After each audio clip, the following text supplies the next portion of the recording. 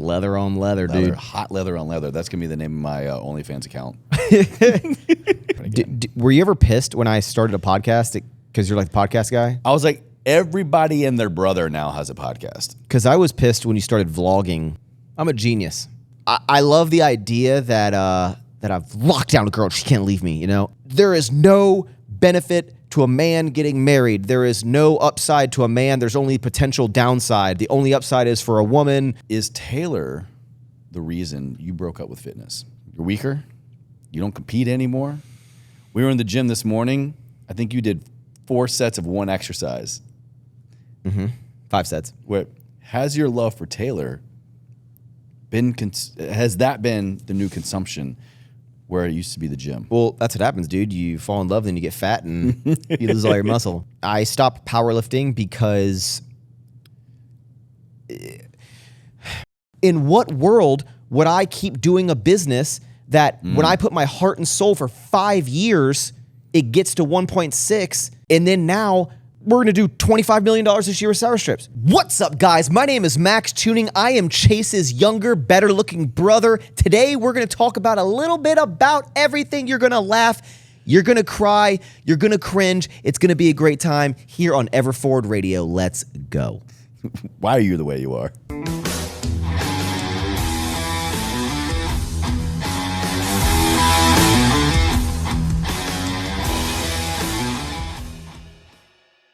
Man, just when I thought I was the only one wearing camouflage, you literally wore the couch camouflage. It's leather on leather, dude. Hot leather on leather. That's going to be the name of my OnlyFans account. You're not invited, though. You're not invited. What's up, dude? What's up, bro? This is, man, feels like just 5 minutes ago we were on that side of the room. Yeah, you going to tell people we just did a whole podcast? We did. We just did a podcast for Don't Be Sour. We're in the Don't Be Sour studios. Houston, Texas. Houston? It's just easier to say Houston, Just but easier, right? Yeah, but it's Sugarland. This is Sugarland. Sour Strips Warehouse in Sugarland, Texas. What a time. I just had like 4 strips, so in about 5 minutes I'm gonna be all hopped up. But welcome back, bro. What's up, dude? I think I was trying to do the math, and I don't math good, but I think you are the most repeat person I've had on the show. It's been like this is the 3rd time. No. 1.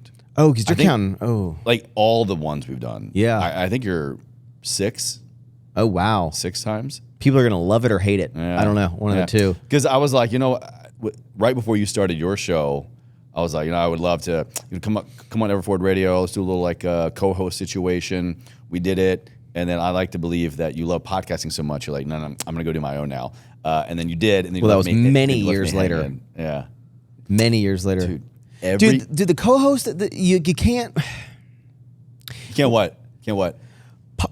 Partnerships in anything, bro. It's more of like I'd rather just not potentially have a downward spiral if this goes awry and mess up a relationship. So like I try to stay away from partnerships, things of like people that I care about a lot because I don't want to screw up that. I care more about the relationship I have with a person than like the thing we're trying to do. I totally see your point, but I'm like, man, I don't know if it was just like kind of hitting a wall with topics or guests, but there's a really unique component to it's really easy with you because we're brothers. Yeah. Like we know each other really well, but there's just such a unique, easier component to doing a podcast when you know that you don't have to do all the legwork. You don't have to carry it all. Yeah. And, especially someone like yourself and me, we got a lot in common. We talk about a lot of the same things. I was just like, yeah, it would just be a relief. A relief. And it was fun. And then you left me for Don't Be Sour. Bro, you had the idea to do like co-host on stuff like 5 years before I started Don't Be Sour. And then it didn't happen. And then it did. And then it didn't happen again. Were you ever pissed when I started a podcast because you're like the podcast guy? I was like, everybody and their brother now has a podcast. Because I was pissed when you started vlogging at one point. It really... Oh, yeah, I could tell. I know. Yeah. Because it's like, no, I'm the vlog guy. Yeah, it's something I'm not proud of the way that I felt back then, honestly.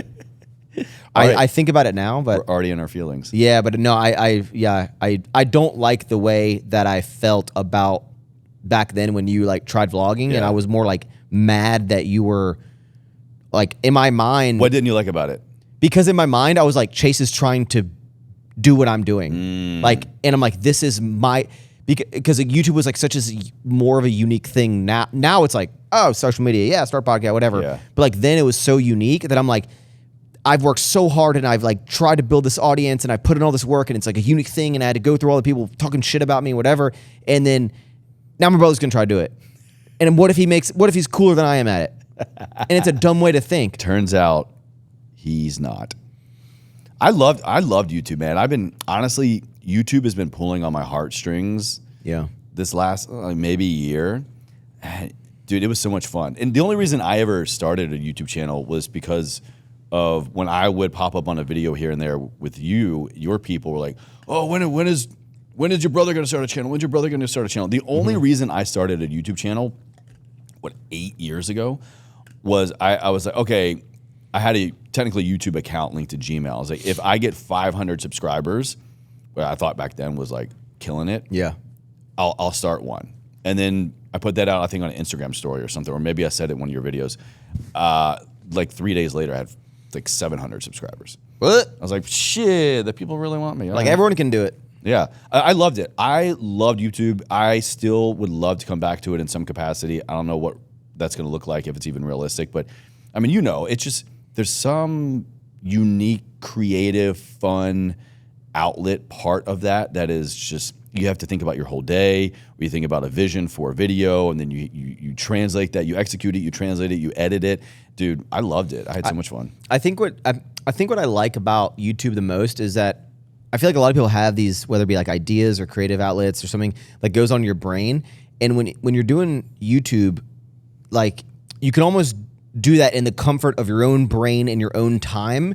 And then you get to like put that out in the world, but it's exactly like it lets people into your brain and you don't have to maybe feel uncomfortable about talking about these things in like front of other people. You can be like, I can just talk to the camera. Yeah. And technically they don't exist. I've never gotten nervous in front of the camera because I've always just been like, oh, it's just a camera. Yeah. And then I put it out, but then I'm excited for the world to see like the ideas I had in my brain. And sometimes it goes well, sometimes it doesn't, but. Dude, I think we could have had something special, man, if we did like a Tuning Bros channel. Yeah, but I never want animosity of like, someone can't do this, or like someone gets more into it, gets upset if like you can't. Yeah, you're inviting that potential into that. It could be really great or it could be really not great. People yell at me all the time to get Joe as like a permanent co-host. Yeah.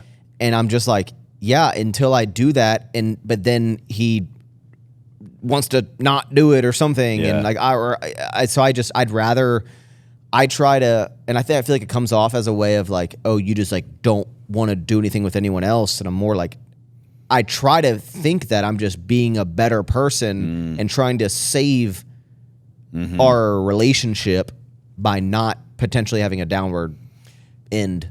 That's one thing I've come to realize. I think I realized it a long time ago, but actually really like trust it and embody it, is that you have a plan in your mind for like damn near everything. Whether I think you realize it or not, maybe this is just perspective now, like years looking back of family dynamics, internet stuff, whatever. You have like this plan, this vision in your mind of how you want things to be in the end. What's up, dude?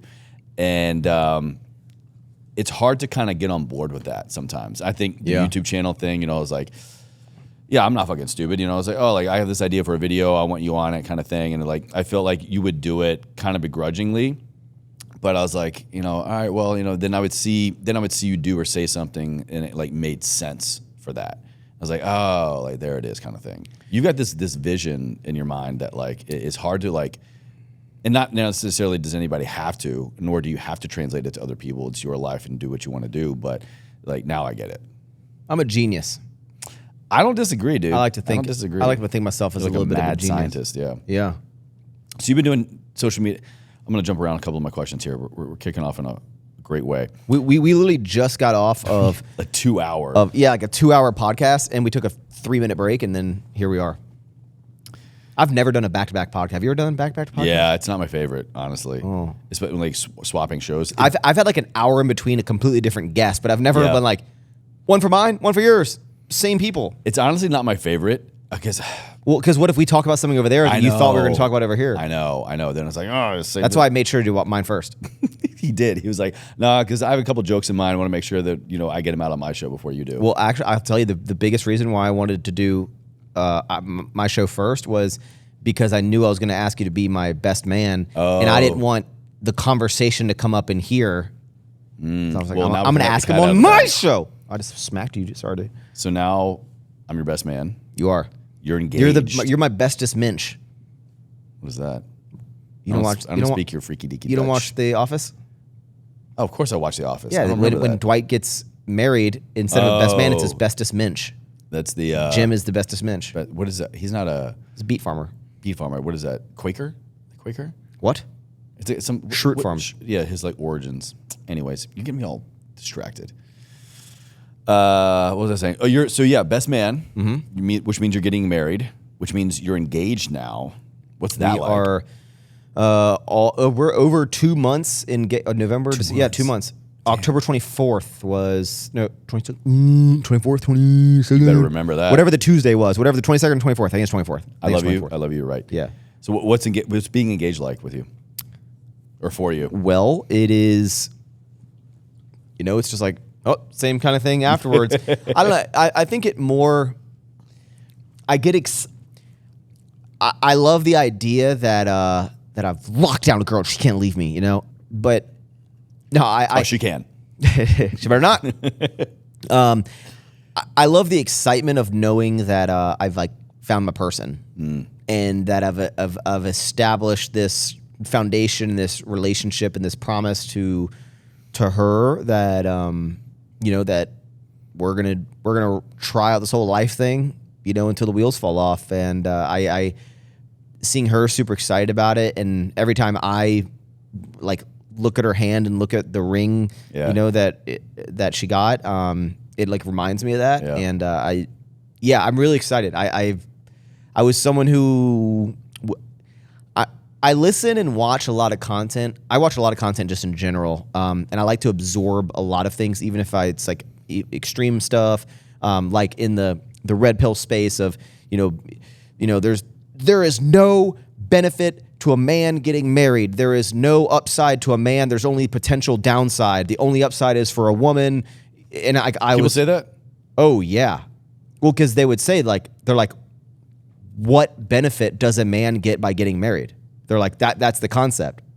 Like there's like a woman gets. Are they actually saying getting married, or like falling in love and like having like getting married, getting physically married, like getting legally married. Getting legally married. Okay. They said that there's like zero upside for a man. There's only the potential downside, loss of loss of all your stuff, kind of, That's one way to look at life. Yeah. And so, but I would absorb all these things. And I, especially because I, was single for so long that I just assumed that You were single for 7 years? Yeah, 7 or 8 years. And, but now as someone who is on the other side of the table, where I've met a lady, fallen in love, infatuated with her, it's a beautiful thing. Now that you're in LURB, what do you think,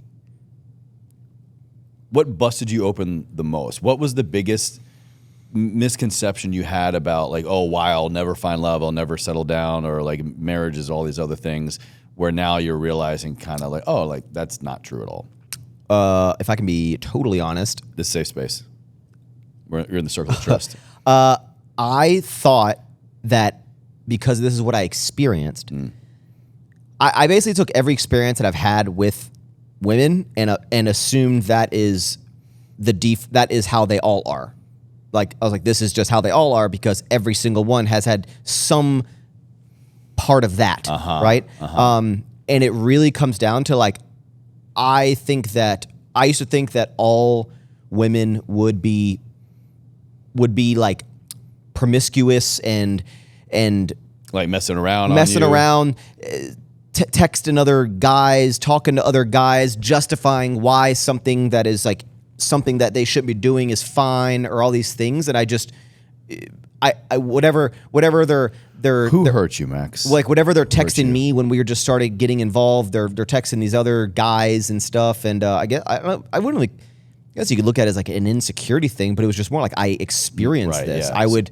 I would experience why wouldn't it happen this again? where I'm like trying to like compete when I'm like talking to someone. I'm still competing with all these other guys. And Taylor was the first girl that I've ever met that like from the second we had our first interaction, it was just like game over. It was like the way that I felt about her, I could tell she felt about that about me. Yeah. And it was actually one of the things that stood out the most about Taylor. I mean, a lot of things stood out, but so kind of the backstory is we met through mutual friends, and then our first date was a Mexican restaurant, obviously, and we were Technically, for the record, didn't I meet Taylor first?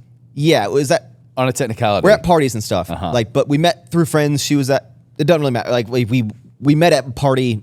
We kind of knew who each other were, but we had never interacted before. Blah blah blah blah blah. We met, went on a date for 4 hours, which is against every man code. You're supposed to be like 30 minutes, make her want more, leave. Wait, hold on. So you were going into the date going, all right, I only have this amount of time to commit. No. I've never followed that. Okay. I think it's stupid. Okay.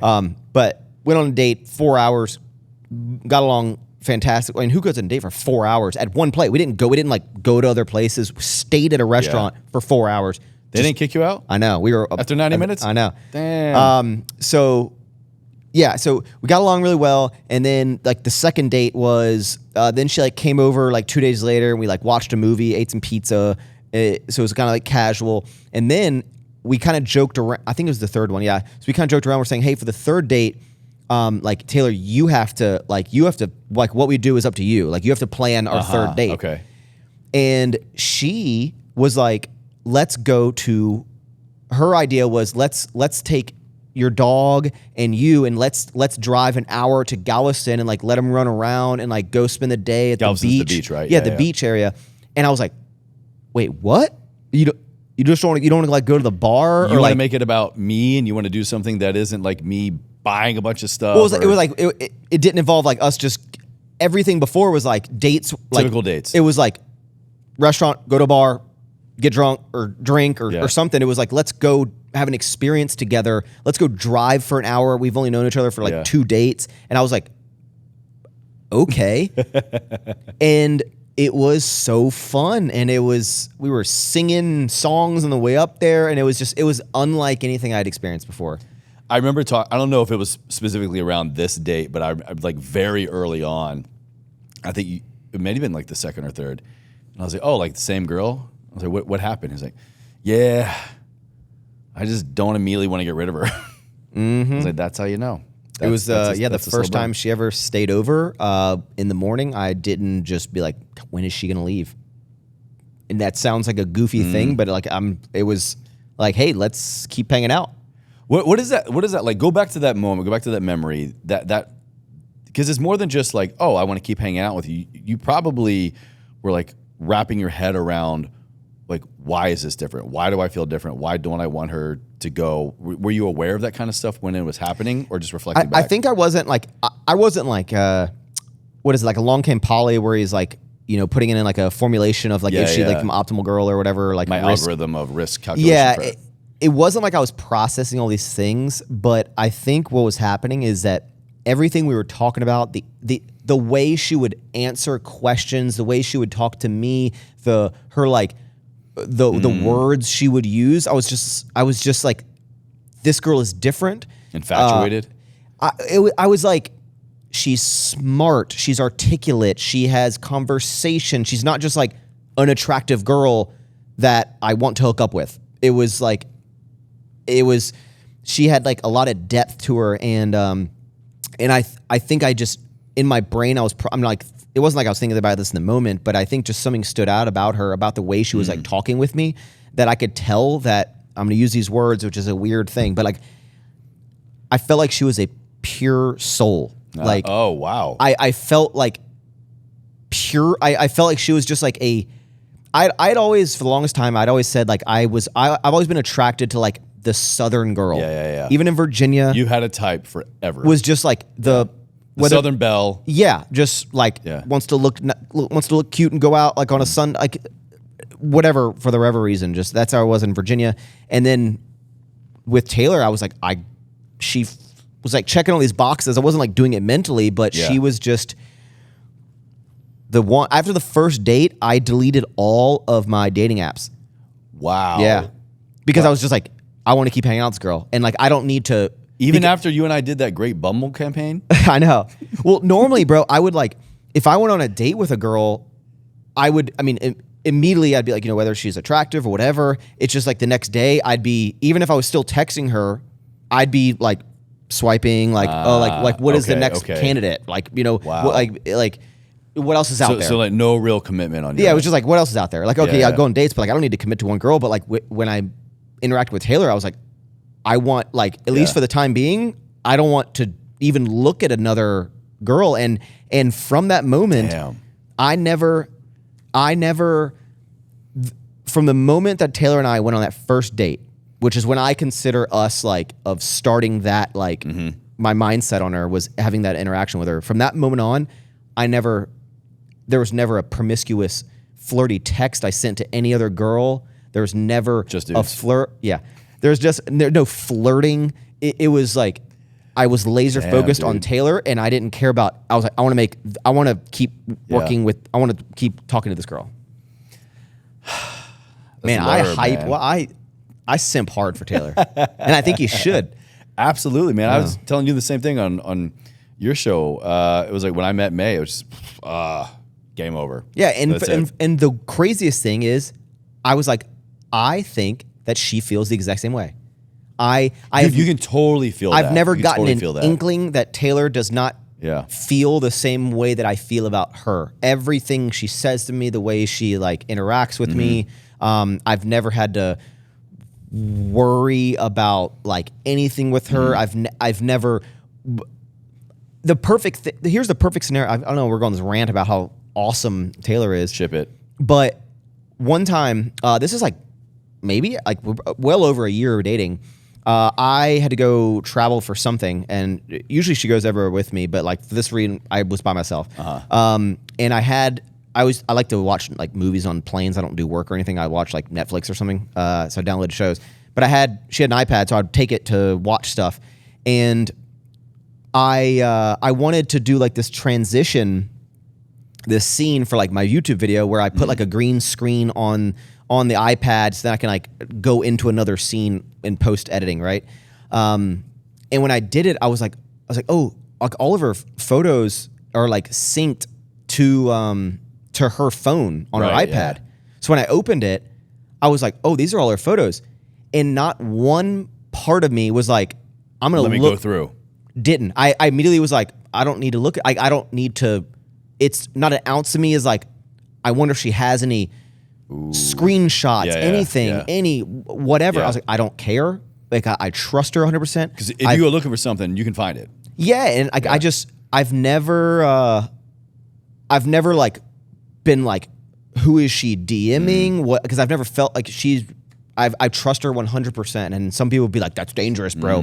But I'm like, I don't think you understand how infatuated she is with me, and I'm that way with her. And I don't like, with every other girl, it'd be like, who are you texting? Why are you on your phone? Like, who's in your DM? I've never needed to look at her DMs. I've never looked at Taylor's phone. I've never looked at any text messages on her phone. I've never looked. I just learned her like passcode like a month ago. Because I was and the same with me. At any point I'm like, Taylor. At any point, Taylor can take my phone and spend hours looking for something, and she won't find anything because there's nothing that exists. There's nothing that could be perceived to be taken the wrong way. Yeah, I think this whole podcast is. All right, well, I'm going to ask a question that I think a lot of people. I love that girl. It's on their minds, Max. Is Taylor the reason you broke up with fitness?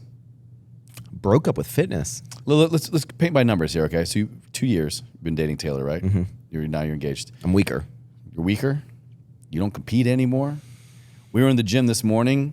I think you did 4 sets of one exercise. 5 sets. Wait. Has your love for Taylor has that been the new consumption where it used to be the gym? Well, that's what happens, dude. You fall in love, then you get fat, and you lose all your muscle. So you call me fat? No, I would not correlate my changing of mindset of fitness to anything to do with Taylor. Honestly, I think that's all personal decisions. Like what? Well, I stopped powerlifting because powerlifting is something that like I was just strong. I never cared about being a competitive powerlifter. I always said I'm not a competitive powerlifter. I'm someone who trains in powerlifting fashion and I competes. And I compete sometimes. Yeah. When it's convenient for me, when it's down the street, when I'm feeling strong, I'm not going to travel. I'm not going to get on a plane to go lift somewhere or to compete somewhere. I don't care about that. So I've always been like strong, I guess. And I liked competing. I've competed like not 8 or 9 or 10 times. I've placed first in probably 7 or 8 of those. I never did any like national level competitions where I'd get smoked on it, but every competition I would just pick random ones and I'd just win, right? You think you would get smoked at because you would compete, always go to your like 165? That's your, yeah. Chase, there's some freaks of nature out there. 165 pulling more than you? Yeah. Oh Really? yeah. There's people that are like, there's a guy that lifts at District Barbell, my old gym, that is 145 pounds and is deadlifting 700 pounds at District. I think it's disrespectful, honestly. Yeah, they should kick that guy out. But no, shit. bro, like I'm How old is he? Young? 22, 23. Shut up. Yeah, something like that. I think his name's Nabil or something. I don't know. Holy But shit. anyway, I train strength, whatever. And basically I got to a point of like, I would say for me, elite strength. Yeah, like I got to commit and make this like a thing. Yeah, or I what am doing? hit a 501 pound squat. This is all at like right around or under 170. Yeah. 170 pounds. So 501 pound squat is in competition. I've hit a 650 pound deadlift, sumo with a deadlift bar, but I've lifted conventional like 623 or 630, and then a 335 bench with no lift off, by the way, no spot. And so I got to this point, and then when I associate all of my changing of my love for powerlifting to business taking over, because the amount of dedication and effort that I know that I'd have to put in to go above those numbers is a level of commitment that I don't have right now. Like, you can't deviate from your training. You can't, when you travel, you need to go to specific gyms, use specific barbells. You need to take your equipment, take your food. Yeah.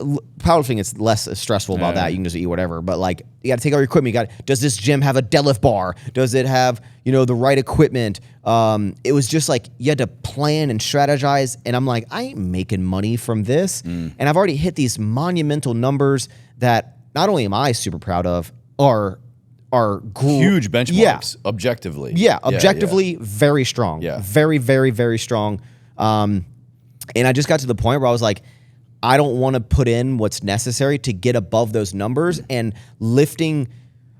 Not only do I think also with my small frame, like, and I've had some minor injuries here, but I was like, the risk to reward wasn't there. And would deadlifting 7 plates, 675, or hitting 700 pounds, would that be cool? Yes. Will it make me any happier? No. Will squatting 525 make me any happier than squatting 500? No.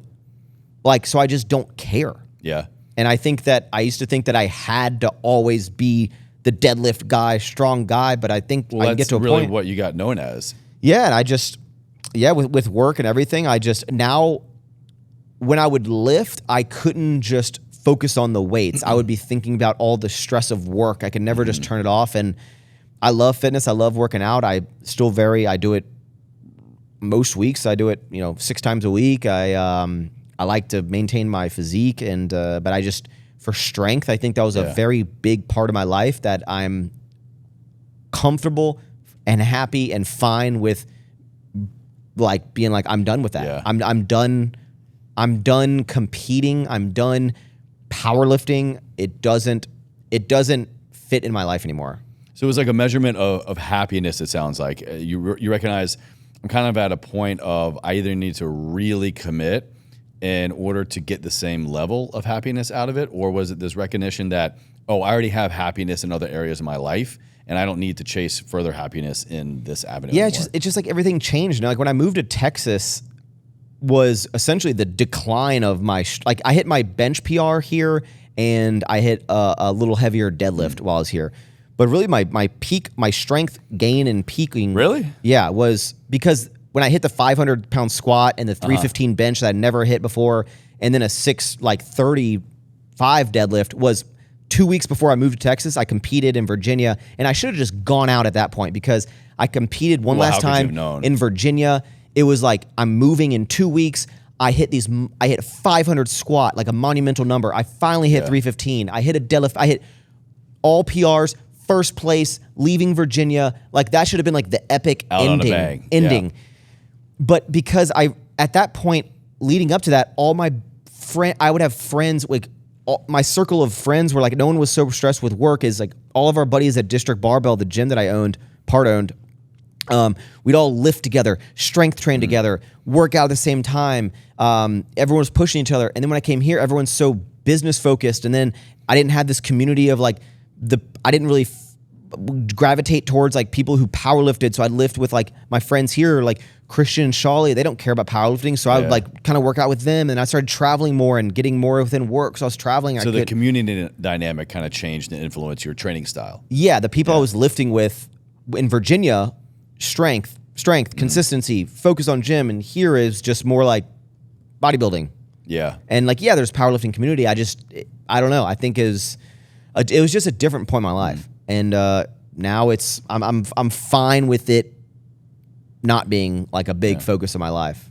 So with fitness having been such a big focus of your life and it not being a big focus of your life now, do you feel like there's... Well, fitness is definitely a big part of it. It's just powerlifting. Okay. So that unique aspect. Is there... Do you feel like there's something missing then? Especially because you built up like a career and identity around such a unique aspect of fitness. The fact that you chose to not really do it anymore, is it like there's something not there anymore? I definitely probably had a little bit of battles of like especially with like maybe work or my social presence of people are gonna feel like I'm like, I felt like if I wasn't allowed to stop doing something that people knew that I was doing, like, oh, I'm a power lifter, I can't stop being. I have to keep going. People only come to me and keep watching my stuff because like and if I stop, it's because I couldn't get any stronger and I'm giving up and I'm quitting. And excuse me, but I felt like that was what was kind of going through my head. And once I got over that, I was like, no one really cares, honestly. And again, I wasn't really. Money was a byproduct of like building my audience through that, but like, I didn't make any money directly from powerlifting. I never sold programs. I never sold apps. So you never got into like coaching or anything, right? Like no. Which, not to like derail your story, but that's actually a really odd thing. Oh, and I could have made hundreds of thousands of dollars by selling like deadlift programs. For sure. Imagine this for how many years if people were like with the numbers and the age and the weight that you were at, like to just give them your program. Dude, you could have made a killing. Yeah, I didn't feel right about it. Why? I would always... the proof is there. You were doing it. But like... And you even got... didn't you get a personal trainer certification at Gold's? Yeah. Yeah, so you had credentials. I always felt like my deadlift specifically, we'll talk about deadlift, there was no... I would follow random programs, and then I would always like take some bits and pieces from programs, and then kind of make my own mumbo jumbo, right? But I had no rhyme or reason to like, we'll even say like scientific. There was no backing or reasoning of why I was lifting specific weights that week, that day, what percentages those were, why I'm doing these reps. You couldn't trace it back to, the program. I was just like, I just want to do that. I just am lifting more this week. Like, whereas people have like, you have to build up, then you taper, then you do this, and you're lifting these weights because you don't want to overload. And I just basically was like, there's so many more knowledgeable individuals that actually know what they're talking about. And I just lift the weight for whatever reason. I just keep getting stronger. People could have been like, I don't care about that. If I could have been honest with people and been like, this is a program, it's just what I do. But they still would have bought it. I just didn't feel right about it. I just didn't feel, because in my mind, I was like, Jim Windler 531 is a program that I think I love it. Dude, you preached that from the mountaintops. I have. I think it was so enjoyable. And in my mind, I was like, that is a better program than I could write because there's reasons why he's doing it. I'm like, that's $20. Get that. Don't listen to me. Get that. Yeah. Follow that. And I don't know. I never got into it. I just don't know. So you moved here, and there a lot. I should preface this by saying a lot of your backstory, a lot of people can find. I'll link down in the show notes and video notes other episodes you've been on to kind of really learn more of the nitty gritty. But so you moved here, and your training style changed, your relationship has changed, your community has changed in a big way. And my words, not yours, I'll say, moving here, you plugged into a different community to get things going for yourself and for business. And I feel like your community dynamic has changed a little bit over the years. Relationships, I mean, you got some great people, great relationships people with people that are here. But it's just like, is everybody getting busier? Is everybody getting older? Why? That sucks. What's the like the drawback to, I don't want to say drawback to relationships, but it feels like relationships are just harder to maintain nowadays. And is with that your friends and stuff? With your friends, yeah. Even when you got your core, like your circle, your people, right?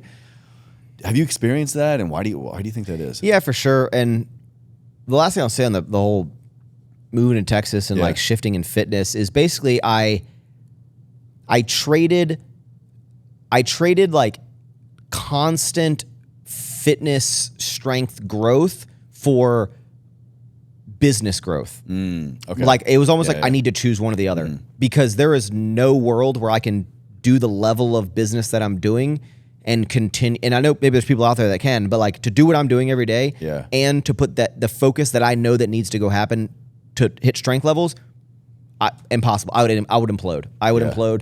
So if you can do it, I'm going to get to a lot more of the business stuff here in a minute because that's definitely been a clear trajectory shift in you. I think well, I moved to Texas because it was kind of like everyone's an influencer. We hang out a lot. We film videos throughout the day, and then it's like when I moved here, the longer I've lived here, the less that all of that happens. Really? Before it'd be like we'd go work out at like 11 on a Wednesday, and then after that go get some lunch, and then just head back to the Christian's house or something. Maybe like throw on a show, watch something, maybe edit. Christian Guzman. Let's go to the bar. Let's go do something fun. And now it's just like everyone's gotten so busy. The businesses are, not that they weren't big back then, but when you're doing down here on revenue and then you're doing here, like your output is going to be way higher when you're up here.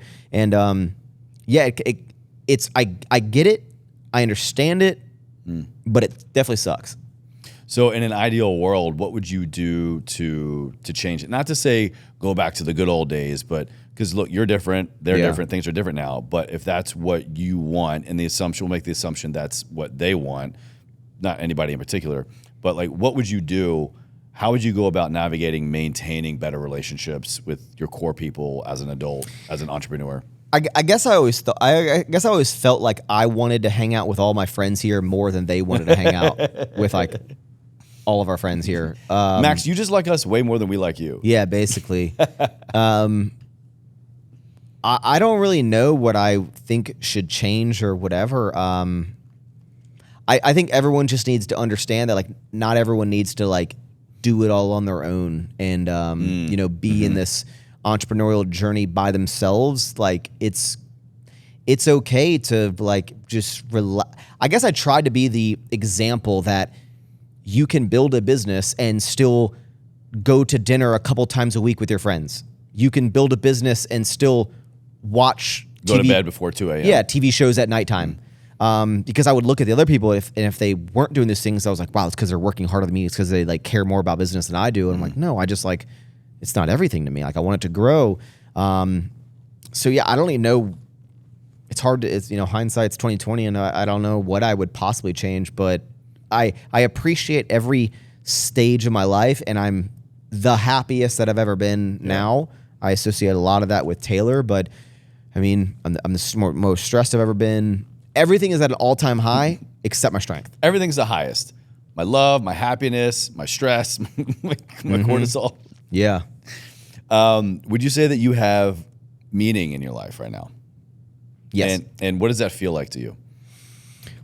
Meaning in my life at this moment is, I was just talking to my fiance Taylor about this.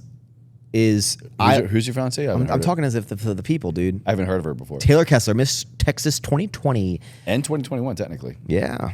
Loophole. I told Taylor that I not only do I live my life a quarter mile at a time, I look at where I want our life to be in 5 years, and I work backwards from that. I was talking to her the other day about this. I was saying, in 5 years, I want us to, like, this new house we want to build, I want it to be built. I want to have another dog. I want us to have 1 or 2 children. I want us to be married. I want to make sure when we have kids that I'm at a point that I can be at every single event of Step away a little bit more of those kids' lives. And now it's like, how do I get there? So that's why I picture what I want my life to be in like 5 years, and I go, how do I get there? And that's how I live my life. And that's like the purpose now, is to build this this home and this family with her, and to build a future where, my kids don't have to worry about bills. Taylor doesn't need to worry about bills. We'll have this house that's going to be paid for, and it's going to be like, no matter what happens, we have this home. We have, and like, I want to work towards these things, and I have these big goals, and I just kind of work backwards at this point. I feel like you and I, in some ways, what's the best way to say this? I'm realizing our differences more and more. And I said something out loud recently. Like, I'm good looking, you're not. That's the biggest lie I've ever Big been wiener, told. small wiener. Only in the cold plunge. We already went over that. I'm trying to find it still. I said this thing out loud to a friend of mine recently. We're talking about business and life, and he's a couple of years older. He's married, he has kids, and kind of just like, shooting the shit, but also getting real. And I said this thing out loud. It really has been like sticking with me for a couple of months now. I have so much meaning in my life. Like, I have meaning, fulfillment. I am content. I feel like I have purpose. I feel like I have such high levels of these things. Dude's finally waking up. I have such high level of these things that I feel like people go years and years and decades, if not ever, like, and they don't have it. And I said it out loud, and it kind of made me realize how much in my professional life, in my business, that was kind of, I don't want to say limiting my potential. I was being naive, maybe, because what I've been doing, especially being self-employed, doing my own thing for like 6 years now, was always more in the pursuit of, all right, I'm chasing this, and if it makes me feel better, and if I'm getting healthier, and if I'm working through, traumatic events, and if my physical, mental, emotional, and spiritual well-being are progressing, then it has to be great. And then one day I'm just gonna make it. And I said it out loud, and kind of we went over it the other day too about, like, passion doesn't really pay the bills, and it's like, great, I have such meaning and fulfillment in my life, but then I realized how much that was blinding, or I was being naive to like the drive and potential and like business acumen that I see in you. And I'm not to say that you haven't had meaning and purpose in your life, but I kind of feel like what you just described, like, you have developed now over the last like 2 years, where for me it's been the last 6 or 7. And now I'm just kind of doing this flip of going like, oh, okay, so if I have meaning and fulfillment in my life, how now can I be like a better owner, a better boss, a better businessman, and all this stuff. And so, like, I kind of like look to a lot of what you have done and try to reverse engineer that, of like, now I'm saying it out loud into myself, like, all right, what would Maxx do? How would Maxx operate in this situation? So meaning and fulfillment, I don't know if there's like a question in here, but I'm just saying, like, meaning and fulfillment is such a unique thing, especially as it ties into like when you're doing your own thing for making a living, that I don't know, I'm just kind of like unpacking in a unique way now. I think when you get older, you start realizing that it's good to have like a purpose and a reason to, get up and get out of bed and go work and better yourself. And, business has done that a lot for me. Relationship has done that a lot for me. And it's, and I think the biggest thing is just getting older and realizing that, like, there's bigger things than you in this world. And, so it's like, when you're gone, how can you set up for the people you love and the people around you to be in the best scenario, to leave, a mark, and, It's an exciting thing, man. It is. It is. What are you doing differently now? How has, if it has, your dynamic changed with, let's say, social media? Because that's kind of like that's definitely how you got your start. Do you still love social media the way you do now that you did when you started? No. It's just different now because... Is it different or are you different? Probably both. I think my view of social media is like I was obsessed with it. It was like my world. And then when like, you know, TikTok and social media started exploding where like everyone became an influencer, it became less of this like more unique thing. And I guess diluted like crazy. Yeah, and a lot of it was like maybe worry of, oh, I need to keep, my views are going down or whatever. But I think the biggest saving grace of social media, whereas not only did I not go into the dark side of YouTube and get into like desperate for views where I'm like doing ridiculous things and becoming one of these only like making things that you know that they want, not what you yeah, want. and just doing these like there's a lot of like just like ridiculous people on social media that are making a bunch of money that are getting crazy views, but I'm just like, I don't want to be that person. Like I don't like I dislike what they're doing. It's like they're gonna grow out of this. They're thinking this is like funny, but it's like it's not. Like it's so immature and you can't like keep that up really. Yeah, you can't. And what saved me a lot from that has been probably sour strips of how not only focused and passionate I am about the business, but also just the success of the business has allowed me to be like, now social media can go back to being what you started it as for fun. I only make what I want to make. Yeah, and it's like I can take. I was talking to Taylor about like I don't have a laptop, for example, and when I travel, it's like I just need to do some emails, so I'll do them on the iPad or like on my phone. And if I need to edit a video, like I'm never traveling for like longer than like a week or something. I was like, oh, I'll be one video ahead, or I can just take that week off. Like I just don't need to. Like I don't need a laptop. Like, I don't need to do anything on a laptop. You don't feel like you have to do it. Yeah. So it's like at this point, I'm like the money's still great from what I do on social media. I keep doing it as a big part of like because it's a big part of my income. But I also love doing it, and I've been doing it for like 10 years, so it's like a part of who I am. But also, I could stop doing it tomorrow and just focus on the business, and I'll be fine. Like not just like saying it, like I'll be fine. Like I don't need it anymore, but I need it in terms of like I love the way it allows me to vent and talk. And I've never been to therapy, but I feel like YouTube is like my therapy. You've never been to therapy? No. I talk about stuff on YouTube that I think a lot of times I'm just saying because I just want to get it out of myself. Because a lot of times I'll cut out parts of my video and stuff, and I'm just like, why am I getting so personal to like the internet? Why am I literal strangers? Why am I like saying like such deep things and like how I just like everything I'm thinking I say it and put it out on the camera. And sometimes I'm like I'm putting too much out there. Well, clearly it needs to come out or else it wouldn't. Yeah. But I don't know. Life's different. I still love social media, but you know I go like a month without posting an Instagram photo. But I still love YouTube. Like I really do. And I like I'll probably keep making videos for a long time. I haven't made videos in the past like week and a half while during the break and the family's been in town, and it's been like kind of weird because I'm like, oh, this is like the 8th day in a row I haven't filmed. Like you kind of like alluded to it. Was it this year or last year? You were like, oh, my 10-year anniversary is coming up, and like the end of YouTube, the end of my channel. Kind of thing. I'll probably never stop. You never stop? Well, I mean, no, because like something's always happening. Like I'm at this point now where I think my content's like super boring and repetitive because I'm just every video. We're not going anywhere. Yeah, we're not going anywhere. Every video right now is just like, here's a warehouse update, here's a business update, business update. But I'm like, I got the wedding coming up. Then I'm gonna start building this house. So I'm like, that's gonna be cool content. Yeah. And I think it'll be cool that down the road, like my kid can be like, hey dad, like what were you like when you were 25? Like I'll show you. I got 10 years of videos. I'll show you. Yeah. You know, and I really like it. Yeah. So sour strips, that's the big baby right now that you got going on. It's this huge candy company that's taken over the world. What is your biggest pain point right now running sour strips? Cash flow.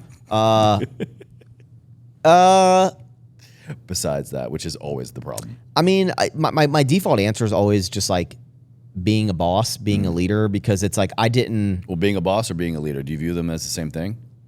Kinda. Okay. Kinda. There's no right or wrong answer. I'm just curious. Yeah,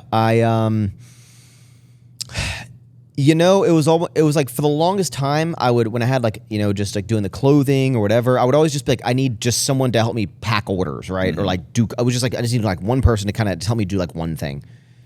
But there's a big difference to now of having like 15 people that are like relying on me for their livelihood. Like all of their money comes from, or, you know, all of their work income. Full-time employment. Yeah, comes from me. And like, I can't, like, I need to keep this train going so they can keep making money. And so that's like a big stressful thing. And just, the biggest struggle is like, you know, comparing yourself to other like businesses and what people are doing. And you know, everyone will try to make it seem like they're doing like, you know, way better than they maybe are or something. And you're like, compare yourself, and, you know, that kind of sucks. Comparison's a thief of joy.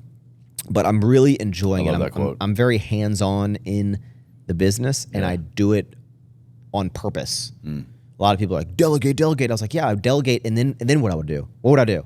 Like something else in the business, I was like, no, I do everything already. Yeah. Like, there's not something that I'm like, man, I really wish I could do this, but I just have all this other stuff. I'm like, no. I do the things I want to do, and I do delegate the out. So when I talk about I'm so stressed, I was like, that wouldn't change. I was like, I don't want to just not do anything in the business. I'm doing the high level stuff. I love working on the business. Love it. If you could wave a magic wand over your business, over sour strips, to make it like the smoothest operation, the most successful, like, you know, solve any pain point, what would that look like? Like, you walk in from start to finish, it's just like the perfect day. It would be a perfect flow of inventory and forecasting of inventory and all the. Meaning what? Like what you have, what's coming in, and how much we need, how many orders are coming in. How many orders are coming in, how is that going to affect all of our packaging, all these things. And we're doing a lot of things to implement to get better at that. And my plan is and I've actually interviewed a couple people to like have full-time people do that. Because that's the biggest stress in my day is like ordering enough, running out. But with our business, the way that we're growing, it is not just as easy as a lot of people think of, like a plug and play. Like when you have the growth that we're having, it is hard to forecast because you can't just extrapolate the data. It's not always if then. And it's not just like, oh, well, what'd you do last month? Add 20%. You could plan all these things, and then out of nowhere, it's like insane rocket ship growth of like another account or something. And like, so it's just like, it's very hard to do it, but can't you just plan for insane rocket ship growth? You would think. I just take whatever projection it would be. Like, you know what? Times 40%. Yeah. Like, I mean, no. I mean, the business it's really fun. But I think like I'm always like in my brain about a lot of things. You know, if there's many days where I'm just kind of waiting on some emails, and I'm like, what should I like? I'm always like, what should I be doing? Like, what should I be doing to push this brand further? If like I'm waiting on some emails, like what should I be doing? What should I be doing? What should I be doing?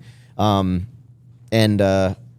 always like in my head about it because I don't have like I always say it a lot, and I don't mean it in like a gloating way, but like I don't have any partners in this business that are. I mean, if you look at all the responsibility, all the answers, all the problems. You look at look at like companies like, and this is not to bash anything, but like look at companies like Logan Paul with Prime and stuff. Oh yeah, the energy. Logan Paul is not figuring out like optimizing warehouse. He's not in warehouse. He's not. Inventory, he couldn't like. No. He's not in the business like I am. For better or worse, he's doing a bajillion times better than me, and maybe that's a better strategy to get stronger implemented like, you know, business people to like, so you can just be the face of it. But like, if that's what you want, for what I'm doing with the business, it is unlike anything else of most of these influencers, where like my level of like work is insane compared to like I watch interviews of these people, and again, it's like not to knock them and not to just assume. I just know because I can know by the content they're putting out of like there's no way that they could be doing this and running the business like that. Yeah. Like there's someone else running the business. They are just yes or no. I want that color. Yeah, that's flavor. Okay, let's do another sample. I'm not saying they're not doing work, but like I am like in it. I'm in it. Do you ever not want to be in it? No, I love it. I love it. I get stressed out, but like ask Taylor. I'm here at the office at like 8:30 every day, unless I got to film or go to an appointment or something. But like I'm here at the office at 8:30. I love being at the office. I love being at work. I like optimizing the business. No, I mean, who knows if I ever sell the business? I don't know. I don't know what I'd do with my time. Well, let's talk about where it is right now and how it has kind of, I don't want to say forced, but you've reached another place to where you've had to decide where and how you're going to put your time and resources. And that's an ever forward apparel. The second thing that you got started with after YouTube that has kind of afforded you, that has gotten you to the point where you are now to have sour strips. And sour strips has superseded that business so much so that you're like putting a pause on it, right? Yes. Probably an indefinite pause. Okay. Walk us through that decision. What was it like going, the thing that I thought that I was going to be doing maybe forever, or just like, this is my thing, this is who I am. And then I made this offshoot thing. The offshoot thing is now taking over the main thing. Like that couldn't have been an easy decision. Sometimes the writing is on the wall. I'll put it this way because I take out the reasoning for starting the clothing, take out the reasoning of Everforward, take out all these things. Look at it as a business, okay? For 5 years, okay, our peak revenue with Everforward was $1.6 million in 2019, the same year I started Sour Strips. Like annual sales? Annual revenue? $1.6 million, okay? And that was me working on Everforward. I mean, you lived with me. You saw me. I was living, breathing, clothing, trying to make the brand better, promoting it, talking about it, learning about fabrics, measurement. I was doing everything. I was working on it. I was all my days was this business. And at the peak, I get to $1.6 million, okay? And then you have all the people around me that are doing $1 million launches, like $1 million a month. Yeah. And I'm just like, I don't understand. Like I'm like, I have this big audience. The clothes are very good. It's in the same feel. I was like, why aren't people buying it like they're buying these other brands? It's like gym shirts, gym shorts, joggers, like similar things. I have a big audience, but I'd go to expos and 90% of people are wearing Alphalete. 90% of people are wearing other brands. And I'm like, I was like, I couldn't understand it. I was like, my love is in it. The quality is great. I have great pricing. I have a big audience, but it never like exploded. And I was putting all my effort. And then I start a candy company, and we're doing like we'll do months that are doing $2 million in a month. Holy shit! Yeah, and I'm like, shit. So as a business thing, in what world would I keep doing a business that when I put my heart and soul for 5 years, it gets to 1.6, and then now we're going to do $25 million this year with Sour Strips. Wow. Why would I do, why? Why would I do the clothing? Like, objectively, business lens, that makes sense. But like. So I'm like, but here's the thing. I was like, why would I take away any focus from this business? Yeah. Why would I now, like, all I want to do is I want to run Sour Strips as a business, and then I want to spend my time with Taylor. And I want to spend time with my friends and family. And like, that's what I want to do. I don't want to spend 90% of my work brain on Sour Strips. Yeah. Then carve out some time if I can make it for a brand that I'm just trying to keep it going because like I can make a little bit of money and like I can do all these things. So it's just like my passion isn't there. If I go 1, 2, 3, 4, 5, 6, 7 days a week, 2 weeks without even thinking, without doing a single piece of work for Everforward, that should be enough of a writing on the wall to be like, this isn't on your brain. This isn't thinking. And I felt similar. Stop trying to make it happen. Similarly with the powerlifting, I would be like I felt like if I quit, I'm letting everyone down. With Ever Forward, I was like, if I stop doing this clothing, I'm letting everyone down. I'm letting everyone down because of what it means. I'm letting everyone down of like, I'm giving up on it. Like most of my audience, like, we built this together kind of thing. Yeah, exactly. And I'm at a good place where like, I'm comfortable with being like, Ever Forward was and is a huge part of my life. And then the clothing brand itself was a huge thing for me, and I loved it, and I put my passion in it. But just as a business mindset, it was not the thing for me that was going to be my golden egg. It wasn't it. Like, it did great. It was I'm not doubting the thing to get you to your thing, maybe. I'm talking to my friend Daniel today. He's like, hey, there's a brand across the street. They have 40,000 followers on Instagram, okay? 40,000. So my audience way bigger. Yeah. He's telling me they're selling like 100,000 wife beaters shirts and doing like $1 million a month. And I'm like, I had a whole following. I would talk to it. And it's not like a way of like, why didn't people buy my shit? But I'm just like, there's a clearly reason, like it just wasn't my thing. Jeez. Dude, that hurts, man. Yeah. So it's like, it never was a like, God, I'm so mad at people for not spending their money on mine. It was just more like, I was just kind of like, why?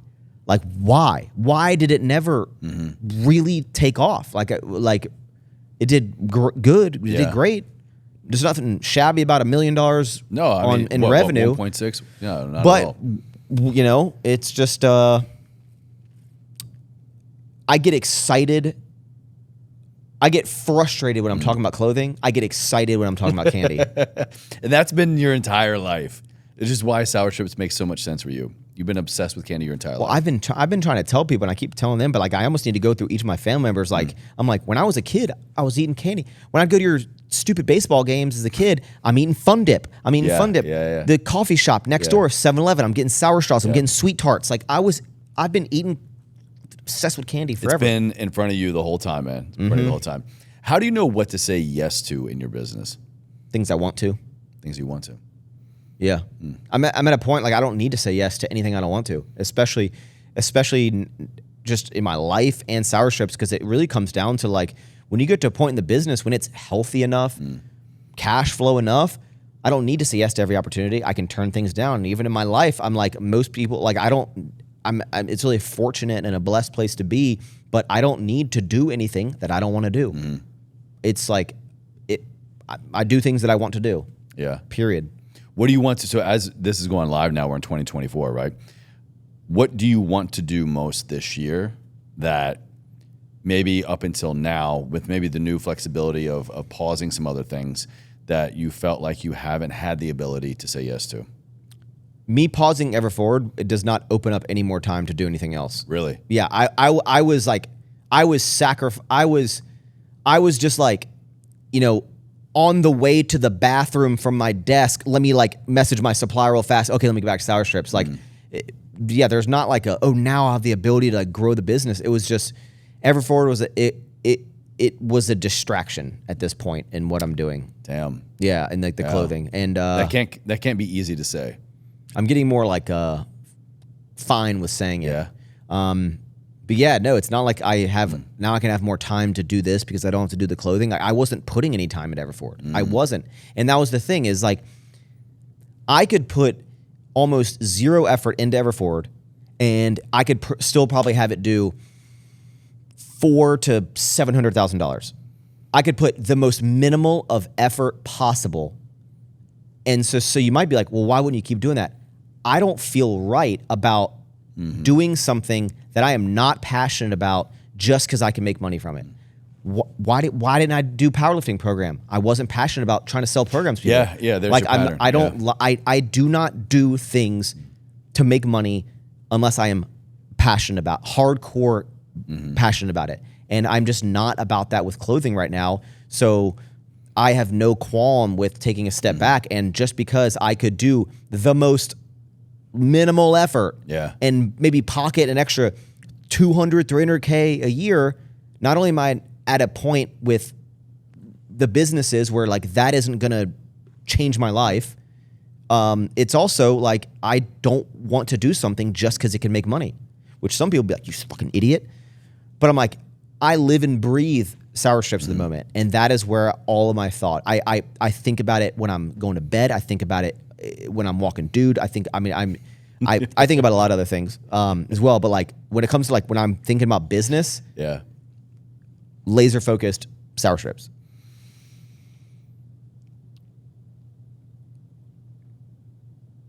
In what way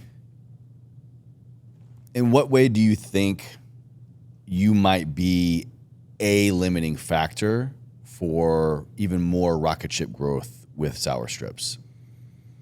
I don't really think that I'm like preventing anything from sour strips keeping to grow. Or maybe at least not anymore because you have no more distractions in other businesses, right? Yeah, I mean, really, sour strips is it's a brand that I think time is the biggest thing that I just have to be patient with for continual growth. Like, meaning just got to keep it going? You can either with brands is you can either have this like, you can have this unsustainable rocket growth where you need to be injecting cash all the time, getting investors, whatever, because you're just you're not chasing profit, you're chasing revenue so you can get bought out. Like that's what a lot of companies are doing. They're just like, make as much money as possible so I can get bought out and I'm dipping. Whereas me, I'm like, I'm trying to make a brand that is going to be around for a long time. I'm trying to have fun while I'm doing it, and I'm trying to be profitable and not. My goal is sour strips is to grow as fast as possible, where I do not need to take any money from anyone else. So you don't want to take investors. You don't want to sell. Well, I've always my thing with selling is I would always be open to a conversation. I'm not gonna. Someone's like, "Hey, Max, here's $700 million." I'd be like, "Okay, cool, yeah, you can have it," or even a good amount less than that. But like, at the moment, it's like, why would I sell it? Like, I love doing it. We're profitable. We're growing. Why would I sell it? Right. The only thing I would do is if a large candy company wanted to bring it into their world to help take the brand even further, to be the next leg up, then I could. Then I'd be open to doing that, but I still want to be a part of it because I think my vision at the moment is only limited by time, money, and my resources. Right. So someone else can open that up where they're like, "Hey, Max, we can get into every store that we can get our products into, which is every single one, which is like 300,000 locations." There's that. You don't need to worry about capital at all. Give us all your ideas. All your current pain points and limiting factors. Yeah, give us your ideas, and we'll make everything happen. I'd be like, I got it. I'm good. Like, let's go then. So I'd be open to a conversation of getting assistance from another brand. But like, if a private, at least I say this now, but like, if a private equity company was just like, we want to buy it so we can have the cash flow of it, we'll give you this bunch of money. I'm like, no, because I want my kids' to be eating sour strips, and like that's what they grew up on. It hasn't reached its potential yet. Yeah, we're just scratching the surface. I mean, we're in by the end of this year, by the end of 2024, we'll probably be in like over 20,000 locations. Holy hell, dude! In 3 years? By then it'll be 5 years. 5 years. Okay, we've been in business 4 years, but there are like 350,000 possible locations that you could sell a product like ours in.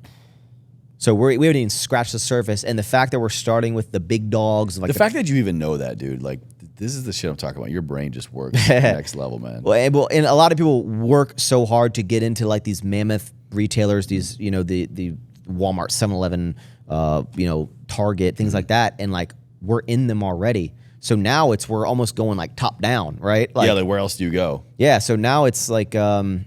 And I never talk about sour strips and like we're so cool, everyone's gonna want us, we're gonna be everywhere because like we're the shit. Like it's a matter of time till all these other retailers like come begging at our feet. I'm like, no, I'm so thankful for every relationship that I have, and I've worked hard to get us there, and I just know how big this brand can get. And I just think if there was ever someone to bring a fresh light into the candy world, it is me.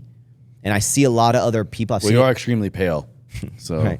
Just shine a light on him, he'll glow. And I see there's been a lot of other people that they're trying to either mimic what I've done or try to start something like similar. Do you have the copycats?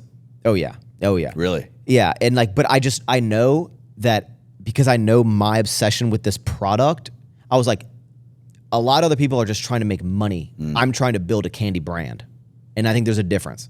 And I'm doing it because I know what people like me who love stuff like this want.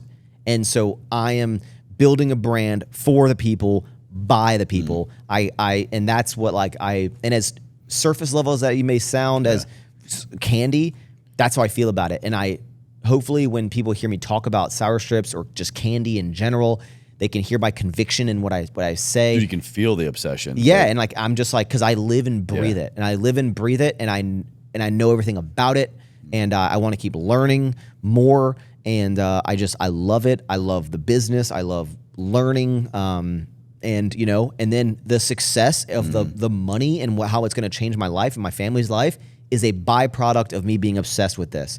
It is not the main driving force of what I've done. And hopefully the little things that I've done in the past of never did a program because I felt there's other people that are more qualified to sell you something for this, buy it from them. Why are you stopping Ever Forward when you could just make a bunch of money from it? Because I'm not passionate about it. So it's like when I say I'm passionate about this and I make money by things that it's a byproduct. I make YouTube videos for 10 years. I didn't make money for a long time. I started doing well financially from YouTube because it's a byproduct of me liking to put out videos. It was never because I just wanted to make money. A byproduct of obsession. Yeah, and that is what I'm doing. I like to make money. If I can make I love making money. Love it. I love making a lot of money. But I love making it because it's just a result of me doing something I love to do. Because of how it was made. Correct. Yeah. I don't try to just make as much as I can by any means possible. I want to do cool things and do things that I love doing, and the money will come. Dude. Well, the obsession is real. The energy is real. The passion is real. There's no denying. And nobody would... You spend 2 seconds with you. No one's going to deny that you don't have all of those things for everything that you put your mind to. Yeah. And even in your conviction of saying what you're going to say no to, I think you have to have that same level of clarity, passion, purpose, obsession, and what you're saying no to as you do what you're saying yes to. Or else you're probably making a mistake, right? You're probably making a mistake, or you're hanging on to something that you shouldn't hang on to, or you have regret or resentment. Absolutely. No regrets. No regrets. No regrets. Well, I do want to be conscious of our time because the rest of our family is waiting on us, I think, for dinner. And we're going to run out of storage space. Run out of storage space. But today, as we're going live, is a very special day. January 22nd, 2005 to now, 2024, 19 years. You and I would not be here, who knows really, but in some capacity, we wouldn't be here having this conversation, doing a lot of things that we're doing, if it wasn't for the unfortunate passing of our dad. I personally am at a place where my audience knows the story and I don't need to kind of go down to that, my dad died story, but I'm so excited now when I talk about it because today it gives me so much new hope and purpose and meaning to kind of bring it full circle. And so I want to ask you one other question before my final question. You, me, and Dad, magic wand, tomorrow or today, it's we're back together. What are we doing? Well, first thing I'd say is we're going to Wasina Skate Park. Dad's going to take me there on a motorcycle. I got to be able to do shit too. I can't skate, so the three of us. I think I'd say go into the mountains. Absolutely, man. I'd say we'd go camping, we'd go hiking. Chop some wood. Yeah, that's what we did. We the woods. Yeah. Into the woods. Yeah, I would just, that's exactly what I would do. I have that, it's weird you say that, I have that so top of mind right now. We, 2 weekends ago, went with some friends to Mammoth in California ski trip. It's 5 hours north of LA up in the mountains. Bro, I just felt so God, this is where I'm supposed to be. We went hiking through the woods and somebody had just come and chopped fresh wood. And I was like, I need an axe. I need my bro. I need my dad. Let's just go chop wood for hours, set up camp, and come back tomorrow. Yeah. It's the best, man. Well, the last question I ask everybody, and you've done it the most times now, is ever forward. When you hear those two words, what does that mean to you? It's a clothing company that I shut down. It's a reminder of what I'm not doing anymore. How do you live a life ever forward now, today, 2024? By understanding that everything that I'm doing has a bigger purpose reasoning behind it than just to benefit myself. And it wasn't until I met Taylor and just got older and have become more clear in what I want my future to look like that it made me realize that, and that just I am